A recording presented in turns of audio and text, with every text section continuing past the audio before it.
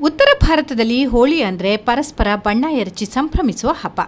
ಬಣ್ಣದ ನೀರನ್ನು ಪಿಚಕಾರಿ ಮೂಲಕ ಎರಚಿದ್ರೆ ಬಣ್ಣದ ಹುಡಿಯನ್ನು ಕೈಗಳಿಂದ ಎರಚಲಾಗುತ್ತದೆ. ಆದರೆ ಕರಾವಳಿ ಜಿಲ್ಲೆಗಳಲ್ಲಿ ಹೋಳಿ ಒಂದು ಸಂಭ್ರಮವೂ ಹೌದು. ಅದನ್ನು ಸಂಪ್ರದಾಯದಂತೆ ಆಚರಿಸಲಾಗುತ್ತದೆ. ಉಡುಪಿ ಜಿಲ್ಲೆಯ ಬ್ರಹ್ಮಾವರ ತಾಲೂಕಿನಲ್ಲಿ ಬೆಂಕಿ ಉಂಡೆಯನ್ನು ಎಸೆದು ಹೋಳಿ ಆಚರಿಸುವ ಕ್ರಮವಿದೆ. ಮಟ್ಟಪಾಡಿ ಸಮೀಪದ ಚಪ್ಟಿಗಾರ್ ಸಮುದಾಯ ಈ ರೀತಿಯಲ್ಲಿ ವಿಶಿಷ್ಟವಾಗಿ ಹೋಳಿ ಹಬ್ಬವನ್ನು ಆಚರಿಸುತ್ತಾರೆ. ಯಕ್ಷಗಾನವನ್ನು ಹೋಲುವಂತಹ ದಿರಿಸು ಧರಿಸುವ ಚಪ್ಟಿಗಾರ ಸಮುದಾಯದವರು ಮನೆ ಅಂಗಡಿಗಳಿಗೆ ತೆರಳಿ ಹೋಳಿಯ ಕುಣಿತ ಮಾಡುತ್ತಾರೆ. ಕೊನೆಗೆ ಮಟ್ಟಪಾಡಿ ಗದ್ದೆಯಲ್ಲಿ ಹೋಲಿಕಾ ದಹನ ಮಾಡುತ್ತಾರೆ.